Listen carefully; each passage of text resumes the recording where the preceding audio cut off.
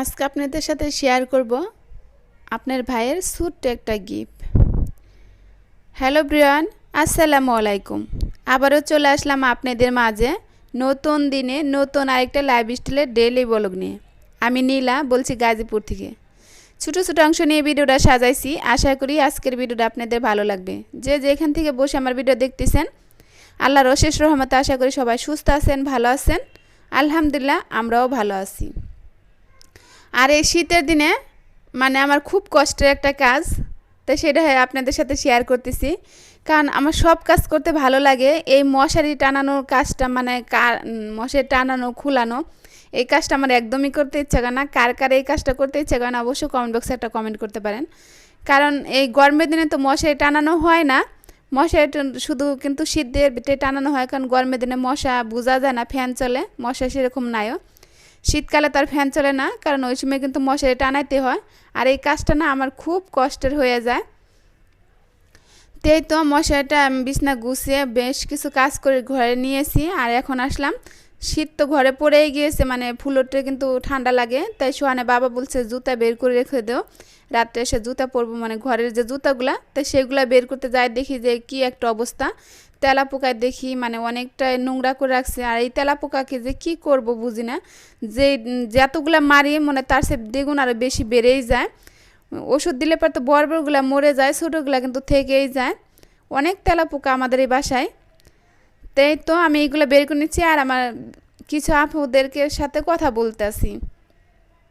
অনেক আপুরা আছেন কি মানে ভিডিওর নিচে এসে কমেন্ট করে যান, ভিডিও দেখেন আর না দেখেন সেটা বড় কথা না।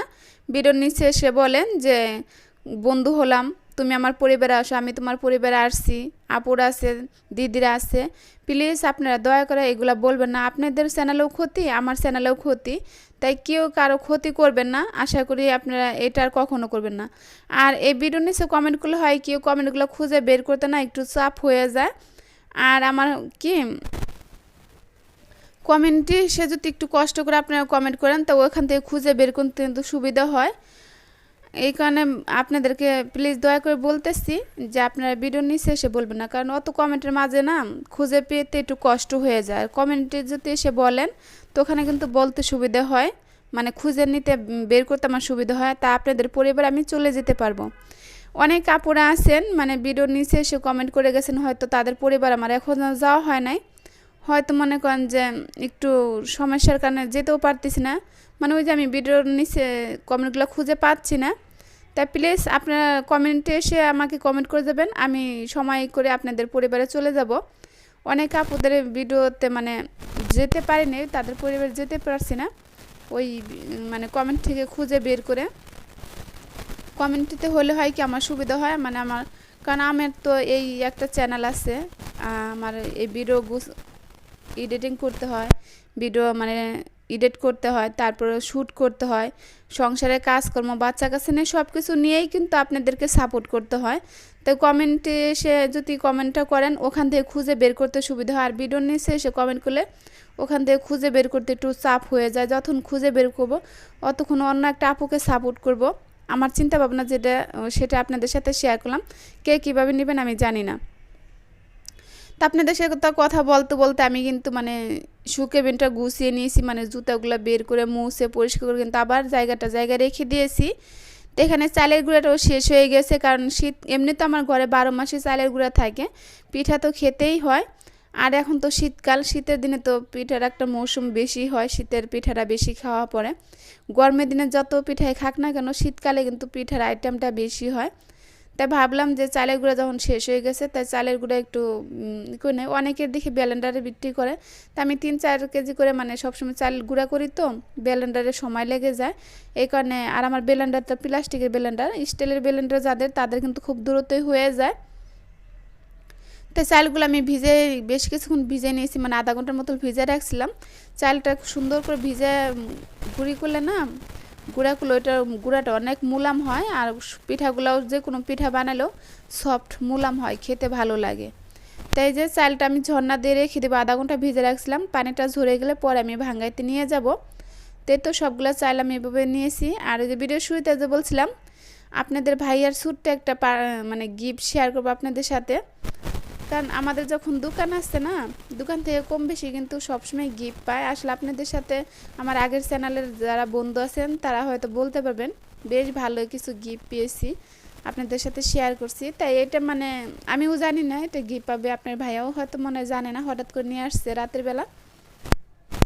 তো এখন আমি আর আমার ছোটো ছেলে মিলেই কিন্তু আপনাদের সাথে শেয়ার করছি, কারণ সোহানের বাবাও দোকানে আর সোহানও তো স্কুল থেকে আসে না এখনও। তো এখানে বেশ মানে জিনিসগুলো আসলে নর্মাল হলেও দেখতে বেশ ভালো লাগছিলো, আমার কাছে তো ভালো লাগছিলো। আপনাদের সাথে এই কারণে ভাবলাম একটু শেয়ার করি। আপনাদের কাছে কেমন লাগে না লাগে অবশ্যই কিন্তু কমেন্ট বক্সে একটা কমেন্ট করে জানাতে পারেন। এখানে বেশি যে খুব আহামরি জিনিস দিচ্ছে তা না, গিফট তো গিফটই, তাই না? গিফট যদি ছোটো হয় আর 1 টাকারও হয় তারপর মনে হয় যে গিফট পেয়েছি। আর নিজে যদি মানে বেশি টাকা দেওয়া একটা জিনিস কিনে ব্যবহার করি সেটা কিন্তু অতটা একটা ইন্টারেস্ট লাগে না।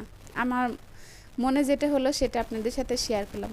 তো এখানে 2টা গিলাস দিয়েছে, 2টা চামচ, একটা ভাতের একটা তরকারি আর 2টা বাটি। বাটি 2টা আমার কাছে ভীষণ পছন্দ হয়েছে, কারণ আমার কাজে লাগবে, আর কিছু লাগুক আর না লাগুক। তাই আপনাদের কেমন লাগলো অবশ্যই কিন্তু বলতে পারেন, মানে কমেন্টে জানাতে পারেন যে বাইরের ছোট্ট গিফটটা আপনাদের কেমন পছন্দ হলো।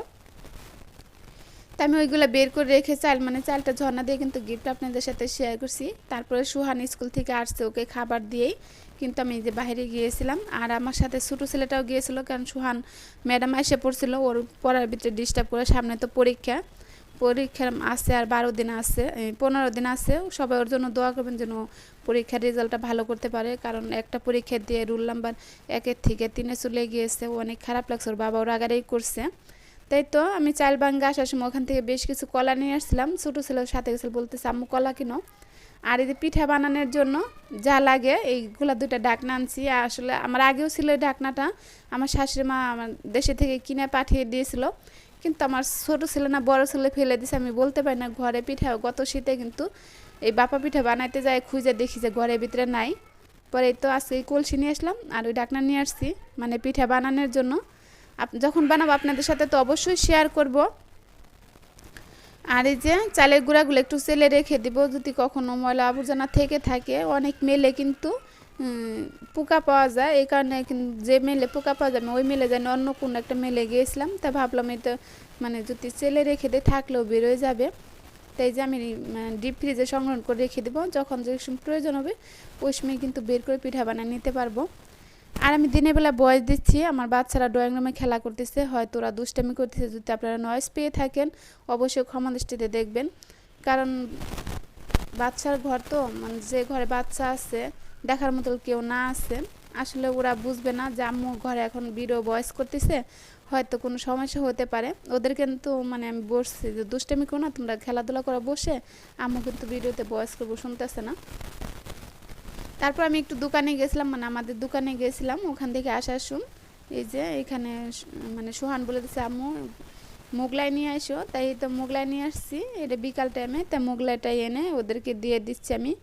আর মোগলাইটা সোহানে তো ভীষণ পছন্দ করে, আগে খায় নাই, পরে একদিন হঠাৎ করে খাওয়ার পর মজা পেয়েছে। এখন মানে বাইরে গেলে বলবে আম্মু মোগলাই নিয়ে আসো।